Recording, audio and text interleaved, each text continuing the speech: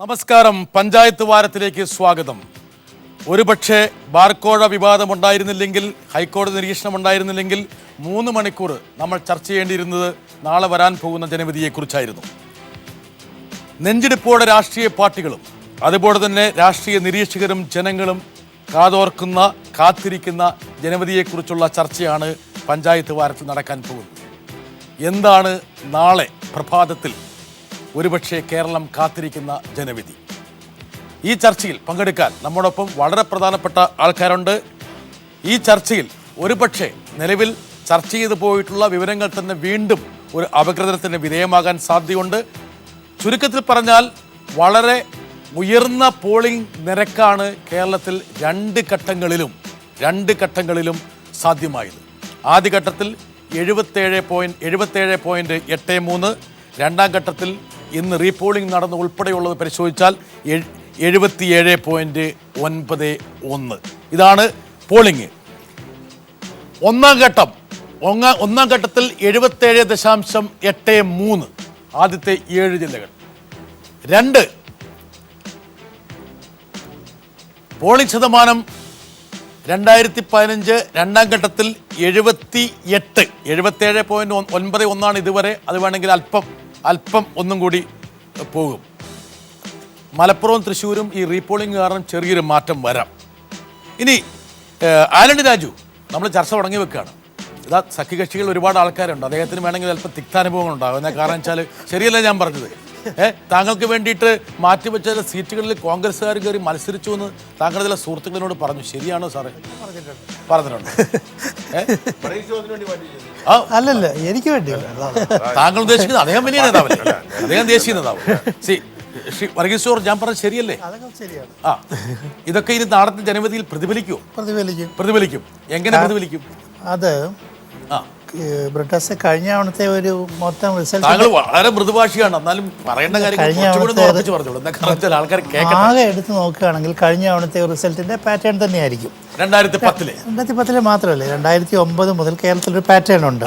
UDF വിജയിക്കുന്നൊരു pattern ഉണ്ട്. അതിനകത്ത് മാറ്റമൊന്നുമില്ല, പെട്ടെന്നൊരു മാറ്റമൊന്നുമില്ല. പക്ഷേ UDFന് വോട്ട് ശതമാനത്തിൽ കുറച്ച് കുറവ് വരും.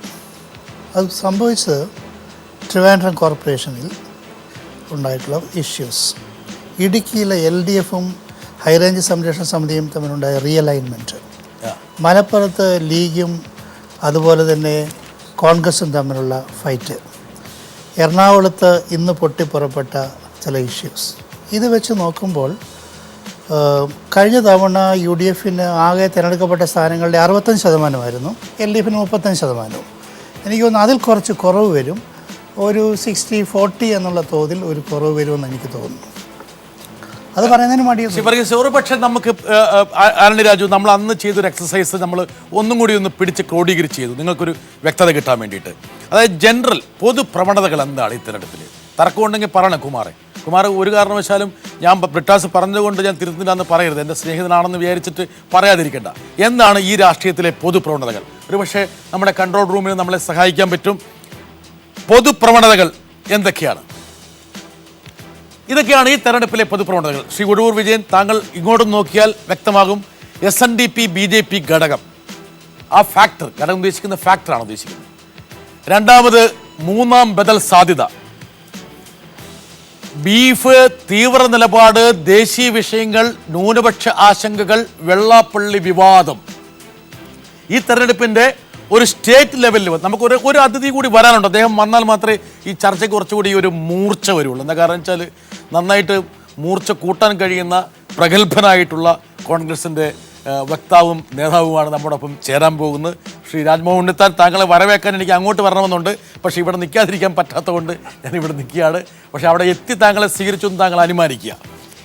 കുമാർ, ഇതൊക്കെയാണ് വിഷയങ്ങൾ. അടുത്ത് ഇതോടൊപ്പം തന്നെ ഒരു പക്ഷേ നമുക്ക് പറയാൻ പോകുന്ന പല കാര്യങ്ങൾ.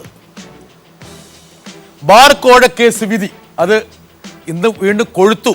ആന്റണി രാജു, താങ്കൾക്ക് ഇഷ്ടപ്പെട്ടാലോ ഇല്ലെങ്കിലും UDFന്റെ ശാക്തിക ചേരി, LDFന്റെ ശോഷണം, ഇതൊക്കെ വസ്തുനിഷ്ഠമായിട്ടാണ്. വർഗീസ്, താങ്കൾക്കത് ഇഷ്ടപ്പെട്ടുണ്ടാവും ആ വാക്ക് ഉപയോഗിച്ചത്. റിയാലിറ്റി LDF മുന്നണിയിലെ ആഭ്യന്തര ഐക്യം, ഒരു തർക്കത്തിനും കാരണമില്ലാത്ത രീതിയിലുള്ള നിഗമനങ്ങളാണ്. ശ്രീ രാജ്മോഹൻ ഉണ്ണിത്താൻ, ഈ തെരഞ്ഞെടുപ്പിലെ പൊതുപ്രവണതകൾ ഒരുപക്ഷെ നാളെ ഏതാനും മണിക്കൂറുകൾക്കുള്ളിൽ ഫലം വരാൻ പോവുകയാണ്. പക്ഷേ ഈ വിഷയത്തിൽ ഈ തെരഞ്ഞെടുപ്പിനെ സ്വാധീനിച്ച വിഷയങ്ങളിൽ നിന്ന് ഞങ്ങൾ അനുമാനിക്കുന്ന കാര്യങ്ങളാണ്. ഒന്നും കൂടി, റിബൽ സാന്നിധ്യം, തദ്ദേശ വിഷയങ്ങൾ, ഭരണ വിലയിരുത്തൽ, ഇങ്ങനെ ഒരുപക്ഷെ 10ഓളം വിഷയങ്ങളാണ് ഈ രാഷ്ട്രീയത്തെ അല്ലെങ്കിൽ തദ്ദേശ സ്വയംഭരണ തെരഞ്ഞെടുപ്പിനെ സ്വാധീനിച്ചതായി ഞങ്ങൾ കാണുന്നത്. ശ്രീ രാജ്മോഹൻ ഉണ്ണിത്താൻ, ഏതെങ്കിലും ഒരു വിഷയത്തിൽ താങ്കൾക്ക് തർക്കമുണ്ടോ? ഒന്നുകൂടെ കാണണോ? ഒന്നുകൂടെ ഫസ്റ്റ് കാർഡ് SNDP BJP ഘടകം ഫാക്ടർ, മൂന്നാം ബദൽ സാധ്യത, കുമാറും വെള്ളാപ്പള്ളിയും കൂടെ ചേർന്ന് ഒരു മൂന്നാം ബദൽ സൃഷ്ടിക്കുന്നു എന്നുള്ള പ്രതീതി, ബീഫ്, തീവ്ര നിലപാട്, ദേശീയ വിഷയങ്ങൾ, ന്യൂനപക്ഷ ആശങ്കകൾ, വെള്ളാപ്പള്ളി വിവാദം, പിന്നീട് താങ്കൾ കണ്ടിട്ടുള്ള മറ്റു കാര്യങ്ങൾ, എന്താണ് താങ്കളുടെ അഭിപ്രായം?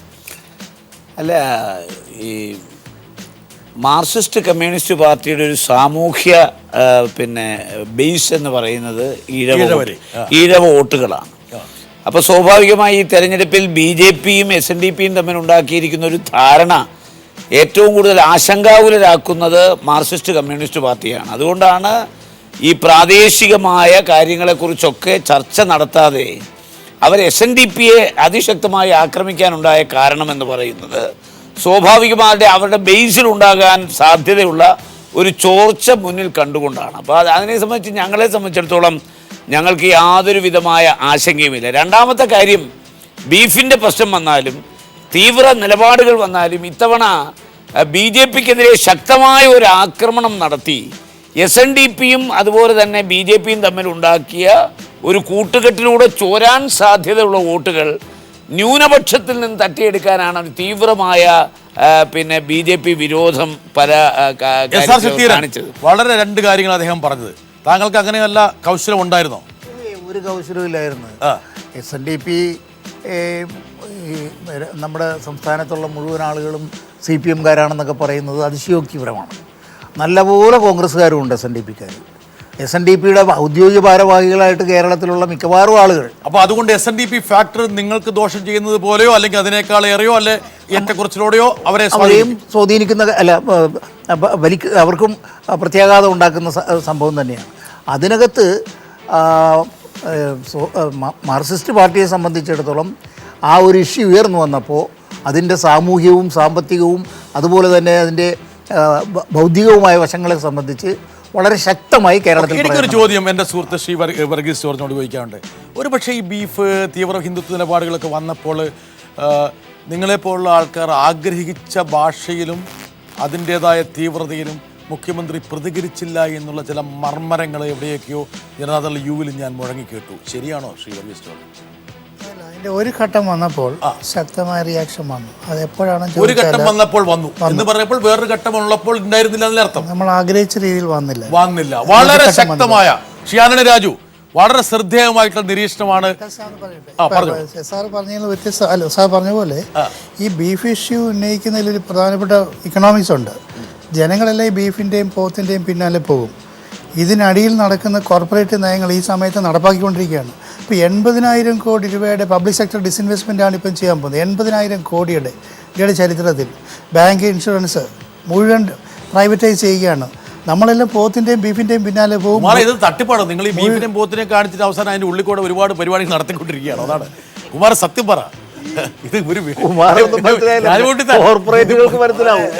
വളരെ നിർഭാഗ്യകരമായ ഒരു പ്രചരണമാണ് ഈ പഞ്ചായത്ത് ഇലക്ഷൻ പ്രമാണിച്ച് കേരളത്തിൽ നടന്നത്.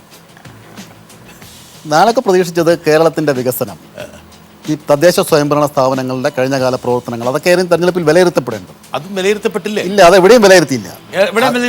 നീ ഞാൻ പറയട്ടെ, ഞാൻ ദേവിയെ പറയാനും. പണ്ടൊരു ജില്ലാ കൗൺസിലിലേക്ക് ഒരു തെരഞ്ഞെടുപ്പ് നടന്നു. സദ്ദാം ഹുസൈനെ ഇറാഖിൽ പോലും ഇത്രയും ചർച്ച ചെയ്തിട്ടില്ല കേരളത്തിൽ ചർച്ച ചെയ്തതുപോലെ. കുവൈറ്റ് യുദ്ധത്തെക്കുറിച്ച് ഗൾഫ് രാജ്യങ്ങളിലോ കുവൈറ്റിലോ ചർച്ച ചെയ്തില്ല. അവർ പോലും ഞെട്ടിപ്പോകും വിധത്തിലാണ് കേരളത്തിൽ ചർച്ച ചെയ്തത്. അതിൻ്റെ ഗുണം അന്ന് LDFന് കിട്ടി. വീര പുരുഷനായിട്ടാണ് സദ്ദാം ഹുസൈനെ. അതെല്ലാം ഉണ്ടായിരിക്കും. അപ്പോ അതേപോലെ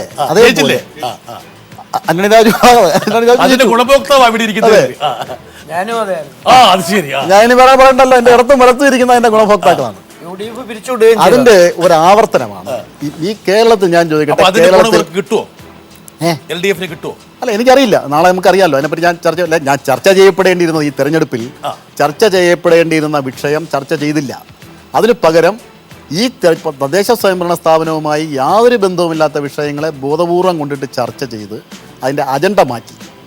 അത് തന്നെ അവർക്ക് മുൻകാല അവരുടെ പ്രവർത്തികളെ ചർച്ച ചെയ്യാൻ പറ്റാത്തതുകൊണ്ടാണ്. ഞാൻ ചോദിക്കട്ടെ, തിരുവനന്തപുരം നഗരസഭ അതുകൊണ്ട് BJPക്കും SNDPക്കും പ്രതീക്ഷിച്ച സീറ്റുകൾ കിട്ടാതെ പോകുമെന്നുള്ള ആശങ്കയുണ്ടോ? ഒരു ആശങ്കയുമില്ല. ഞാൻ പറഞ്ഞത് തിരുവനന്തപുരം നഗരസഭ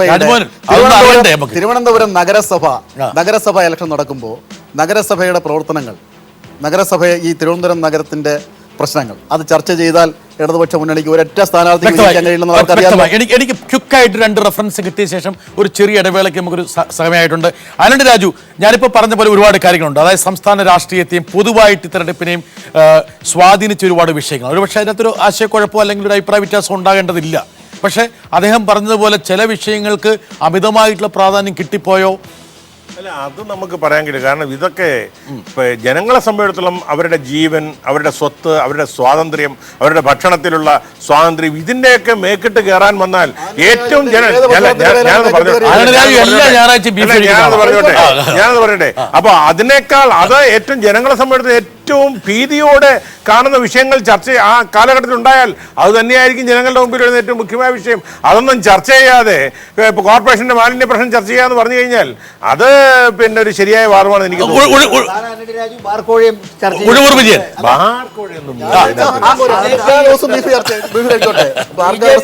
പശുവായിട്ട് വന്നതോടുകൂടി പശു പാൽ മാത്രമല്ല വോട്ടും തരും എന്നുള്ള കാര്യം ഞങ്ങൾക്ക് ബോധ്യപ്പെട്ടു.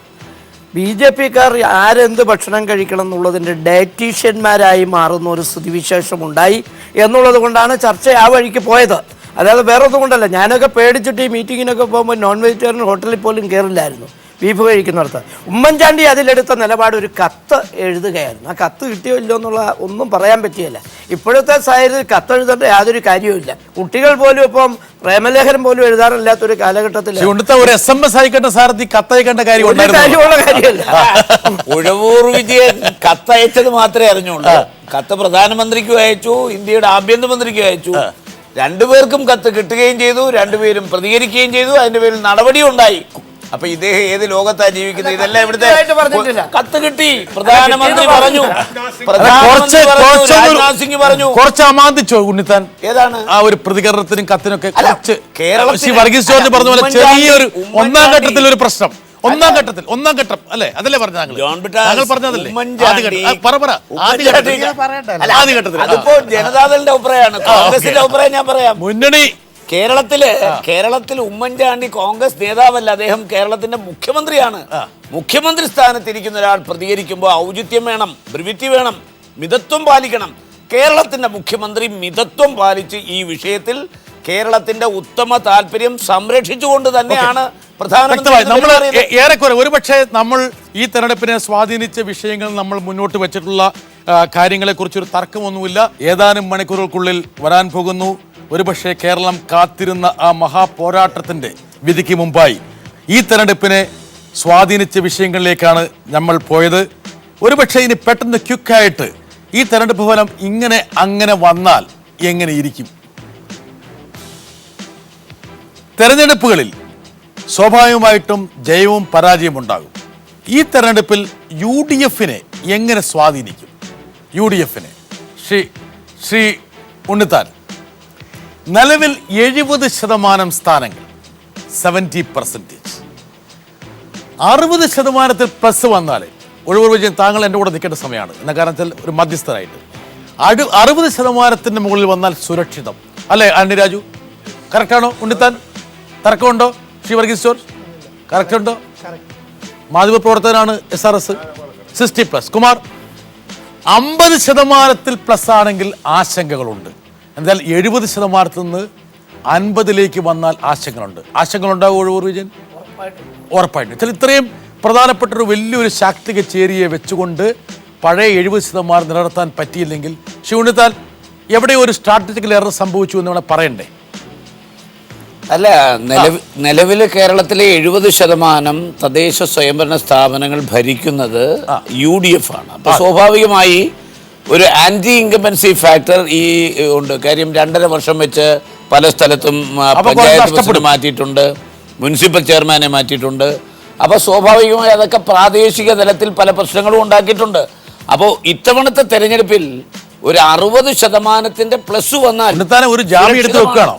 ഒരു മുൻകൂർ ജാമ്യം എടുത്തു വെക്കുകയാണ്. ഒരു മുൻകൂർ ഇതിനാണ് മുൻകൂർ ജാമ്യം എന്ന് പറയുന്നത്. ശതമാനം ഒരിക്കലും ഉണ്ടാകുമെന്ന് ഞാൻ ഒരു ആന്റിസിപ്പേറ്ററി ബെയിലാണോ?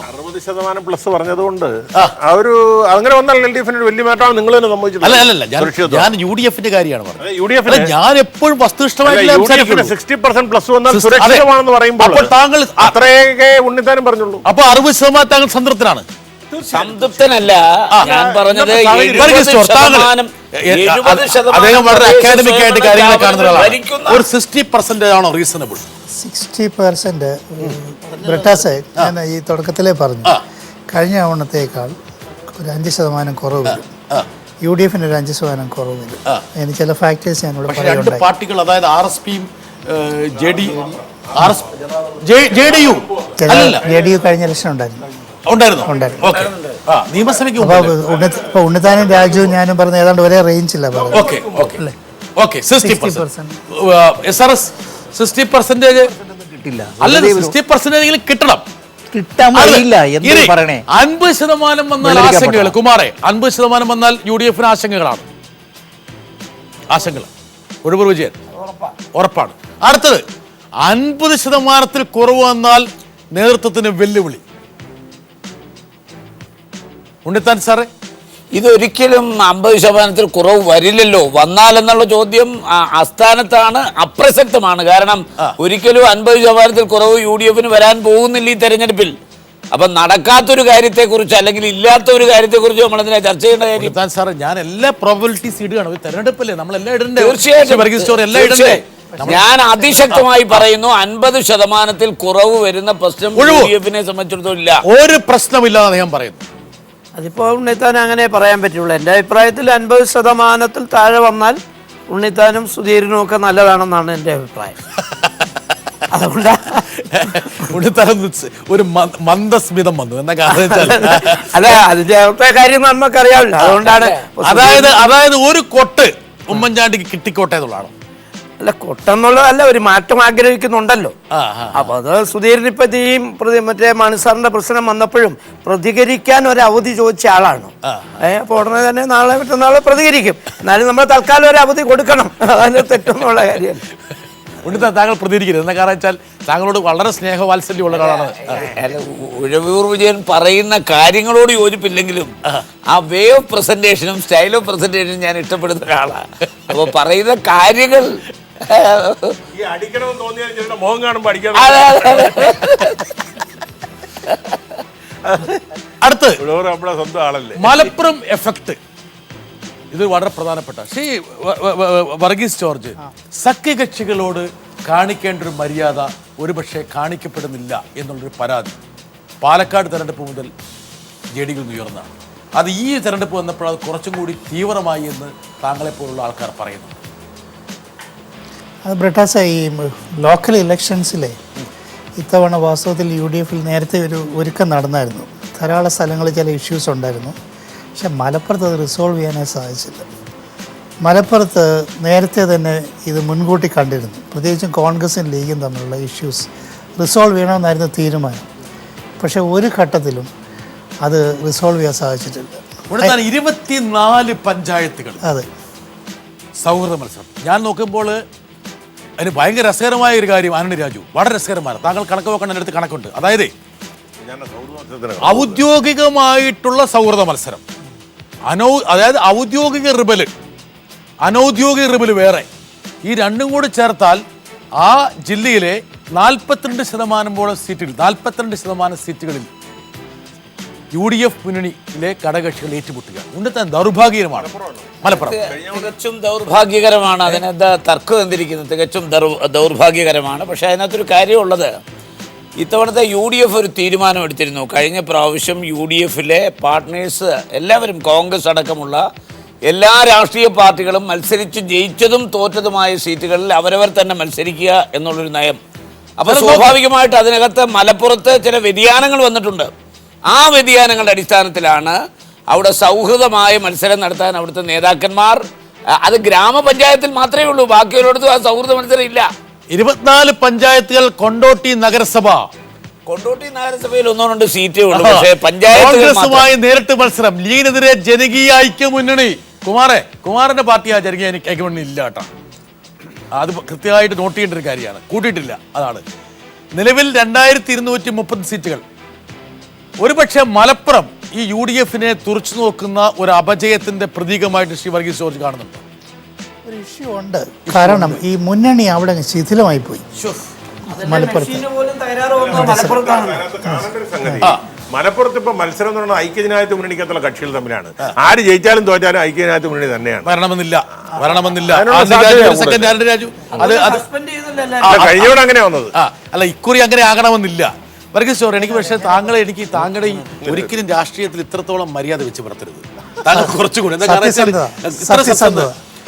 കുറച്ചുകൂടി കാര്യങ്ങൾ അതിന്റെ വേദന അദ്ദേഹം പറയാൻ ശ്രമിക്കുന്നുണ്ട്. പക്ഷെ ഈ പറഞ്ഞ പക്ഷെ ബ്രിട്ടാസ് ഞാൻ പറയാം, അവിടെ തന്നെ മേജർ കക്ഷികൾ, ആ മേജർ കക്ഷികളോട് അലൈ ചെയ്ത് UDF-ലെ ഘടകകക്ഷികൾ പ്രത്യേക മുന്നണി ഉണ്ടാക്കിയിട്ടുണ്ട്, മത്സരിക്കുന്നുണ്ട്. ഉദാഹരണത്തിന് ലീഗും ജനതയും കൂടെ ഒരു പ്രത്യേകം ഞങ്ങൾ മത്സരിക്കുന്നുണ്ട് മലപ്പുറത്ത് ചില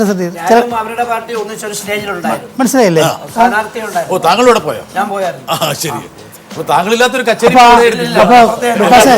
ബ്രിട്ടാസ് ഞാൻ പറയാൻ ശ്രമിച്ചു, ആ മുന്നണിയുടെ ഡിസിപ്ലിൻ അങ്ങ് പോയി ആ മലപ്പുറം ജില്ലയിൽ. ഉണ്ണിത്താൻ ഒരു പ്രധാനപ്പെട്ട റെസ്പെക്റ്റബിളായ ഒരു ഘടകകക്ഷിയുടെ റെസ്പെക്റ്റബിളായ ഒരു നേതാവ് പറയുന്നു ഈ രീതിയിലല്ല മുന്നണി കൊണ്ടുപോകേണ്ടത്. ഒരുപക്ഷെ ശ്രീ VM സുധീറിന്റെ നിയന്ത്രണത്തിലായിരുന്നെങ്കിൽ മുന്നണി കുറച്ചും കൂടി നന്നായി പോയേനെമെന്നാണ്. അല്ല ആന്റണി രാജു? ശ്രീ അല്ലല്ല, VM സുധീരൻ ഒരു പക്ഷേ ഈ മുന്നണിയെ നയിക്കുന്നത് VM സുധീരനല്ല, അതെല്ലാവർക്കും അറിയാം. ഈ മുന്നണിയെ നയിക്കുന്ന ഉമ്മൻചാണ്ടിയാണ്. ഈ മുന്നണിയെ നയിക്കുന്ന മുന്നണിയുടെ ചെയർമാൻ ഉമ്മൻചാണ്ടിയല്ലേ? അത് ക്വാളിഫൈ ചെയ്യും. അതെ, കാരണം മുഖ്യമന്ത്രി നയിക്കേണ്ട ഒരു മുന്നണിയാണിത്. അതല്ലാതെ KPCC അധ്യക്ഷൻ അദ്ദേഹത്തിന്റെ പാർട്ടിയുടെ കാര്യങ്ങളാണ്.